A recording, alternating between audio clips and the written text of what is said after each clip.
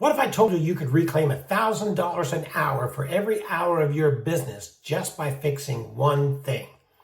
In this episode of Mic Drop, Insights and Lessons from CI Thought Leaders, I sit down with data expert David McNally, founder of Agile Intelligence.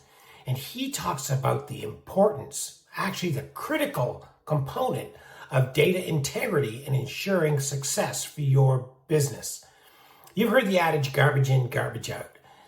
Systems need to work for you, not you for the systems. These are the things that David and I got to talking about. This conversation is packed with insights you're not going to want to miss. So recapture just over $1,000 an hour in waste every operational day, making a big impact on their system. But it's all about the data integrity, like you say, Gary. I mean, we've all heard garbage in, garbage out, right?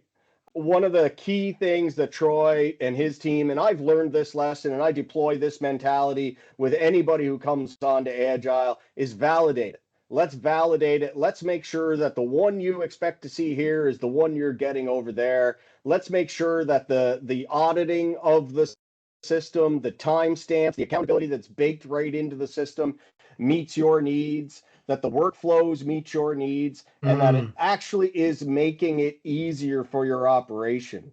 As I think we can all agree that that's one thing about digital transformation. It's a big meal. I always refer to it like this, right? We're sitting down to Christmas dinner. It's a big meal. We just got to take a bite, right? And we take a little bite and we get a quick win, and we take another bite and we get another win. Eventually, like Troy and some other customers of ours have done, you'll eat pretty near the whole meal.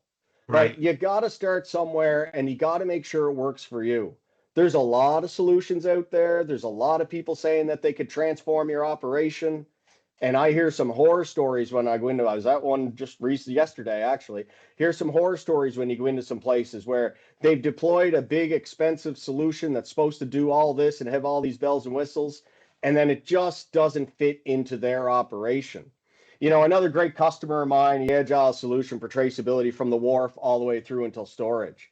So like Troy's operation, we sit on top and we collect data through a lot of different departments, a lot of different use cases, and drive that decision-making and that reporting for them. So Colin Rayner tells the story about, he says, I don't know what it was, David, but when I came to meet with him in 2021, he said there was about 7 or 8 other digital transformation companies that were knocking on my door at the same time.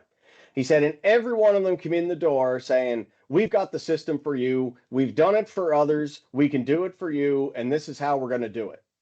And he said, not long into the conversation, right, it would become well, what about this? Oh, well, we can't do that. Well, what about that? Well, we can't do that for you either. He said, David, what I liked about Agile and your approach was you came to me and you set a blank sheet of paper down. And he said, here's the crayons, draw your box and we'll fit into it. Not here's a box that's already drawn, now you fit into our box, right? And that's been the approach. And again, we learned that, through my experience. This ain't my first kick at the cat. I've been in this game since about 2003, 2004, right? Working with manufacturers and different companies on real-time data solutions and helping them identify areas for improvement, whether that was a sensor moving through a line, sending a real-time signal back to a Palm Pilot about this big. The challenge becomes, does the solution fit you, or do you have to fit into the solution?